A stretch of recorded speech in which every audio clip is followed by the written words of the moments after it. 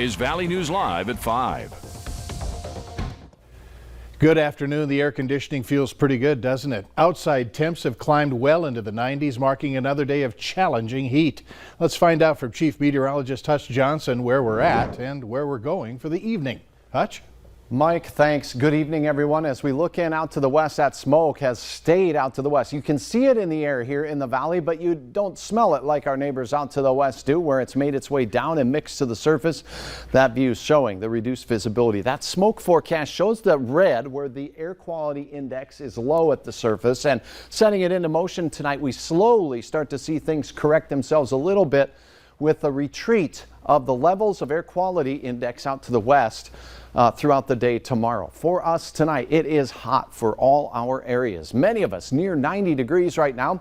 Here's a look at that smoke on the visible satellite, and you can still see that haziness to the sky. These are actually clouds here in the Devil's Lake area, and a few clouds causing a sprinkle or two today near Baudette. 92 in the Bemidji area. It's 88 in Jamestown. 100-degree weather in Henninger and southwest North Dakota. There's the sprinkle exiting the region. Your planner tonight in Fargo, dry, hot, and breezy with south winds 15 to 20 miles per hour. We'll still be in the 80s well after sunset with lows in the 70s. Several decent chances of rain over the next few days, and we have declared one of those days a first alert weather day on Friday. We could see a strong to severe storm in the forecast as we close out our work week. Mike will have much more on the timing of this, what we can expect for rain chances, the way things are looking now, but I'm happy to report not just one chance of rain, but several chances of rain over the next few days. Keep us posted. Thanks. While we keep an eye on the smoky conditions out west, there's a large wildfire growing in northeast Minnesota. It's forcing evacuations and closed a state highway. The Greenwood fire ignited Sunday afternoon. That's about 15 miles southwest of Isabella, Minnesota.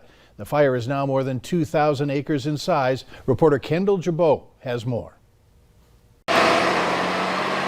Strong winds out of the south are spreading the smoke and causing the Greenwood fire to grow, forcing first responders to play defense. There's not a whole lot we can do with it. The fire is just basically moving, and we're just more on a defensive and trying to keep lives and property out of the line of it.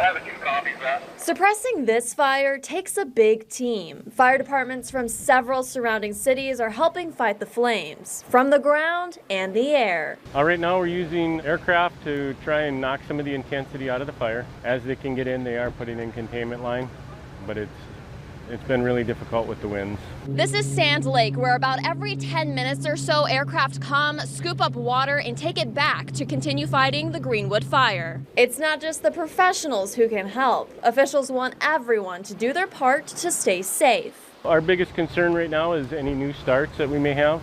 We're really limited on resources in the area. A campfire ban will continue in the Superior National Forest as long as the increased chance for wildfires do. And 3 other smaller wildfires are also burning in northeast Minnesota. Deputies in Richland County had a bizarre situation early this morning. A driver out of gas along a highway ended up getting into a high-speed chase.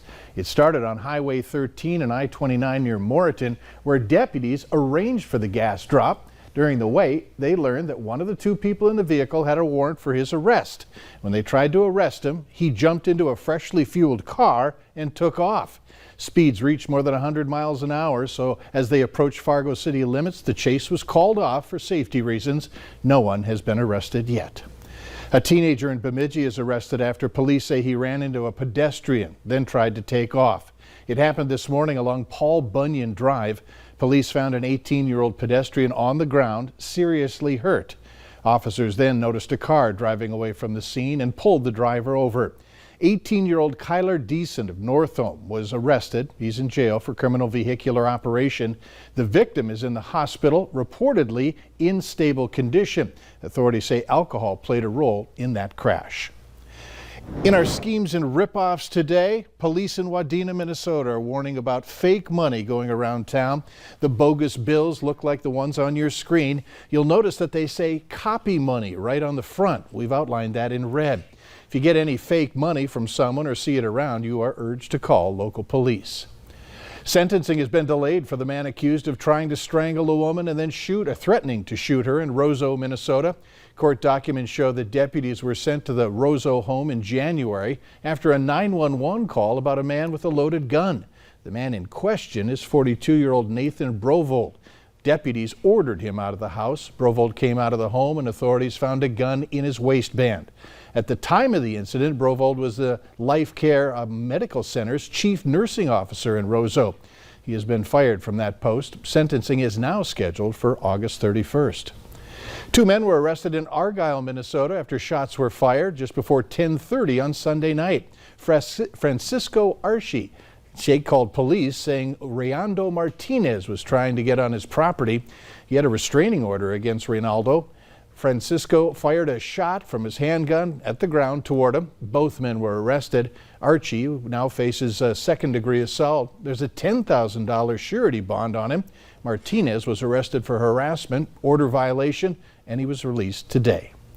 A dog is being evaluated after it attacked and killed a puppy in Moorhead. Police say it happened yesterday near 30th Avenue and 20th Street South. That puppy was tied up outside and it was attacked by a pit bull that got off its leash. Supposedly he got out of his collar and leash and ran to this little puppy that was right over here out on his lead and got him around the neck and basically, I think, snapped his neck. Now, the people involved also have minor injuries, but no one was taken to the hospital. The owner of that pit bull is being cited for violating the leash law. The dog is being reviewed to see if it should be deemed dangerous. New numbers show that active COVID cases in North Dakota have climbed above the 1,000 mark. It's the first time that it's happened since early May. Today alone, there were 267 new positive cases for COVID-19. That's the highest daily jump for the state in more than 8 months. The metro counties of Cass, Burley, and Ward have the majority of those cases. Meanwhile, Minnesota is also seeing a spike in cases with over 3,000 new cases and 3 new deaths confirmed in the last 24 hours. Minnesotans who have not yet gotten their COVID vaccine have until August 22nd to claim their $100 reward. Now, coming up on Valley News Live at 9 and 10 tonight, how the Minnesota Department of Health is pushing to have unvaccinated children get tested weekly. There's word today that the White House is expected to announce this week that anyone who got the Pfizer or Moderna vaccine should get a booster shot 8 months after their second dose. As Michael Jord reports, it comes as COVID-19 cases driven by the Delta variant continue to surge around the country. Americans who received the Pfizer or Moderna vaccine could start getting a booster shot as early as mid-September if the FDA approves the plan. We're likely to do this down the road in phases. The older persons first, healthcare workers after that. Dr. William Schaffner is an infectious disease expert at Vanderbilt. As with most vaccines, after a time, protection wanes. And so we have to give our immune system a reminder. And that's what a booster would do. The third shot would likely be the same brand as the first two and would come 8 months after the second dose. Officials are still waiting on more data before giving guidance on the one-shot Johnson & Johnson vaccine. Johnson & Johnson is working on their data, and we anticipate information from that quarter will be coming along a little bit later. People with compromised immune systems, like Roy Johnson of Iowa, are already allowed to get a booster shot. Well, I have an autoimmune condition, so when it was made available, I thought, well, may as well go ahead and get the third shot. The push to vaccinate comes as the Delta variant continues to overwhelm hospitals across the nation. In Austin, Texas, ambulances are waiting up to an hour for open beds. Our medics are being overworked like crazy. And starting today in New York City, people patronizing indoor gyms, restaurants, and museums will have to show proof of vaccination. Michael George, CBS News, New York. Full FDA approval of the vaccines is expected in mid to late September, according to health officials. Nothing like a cool drink of lemonade on a day like this. Up next, who else benefited from the efforts at this stand today?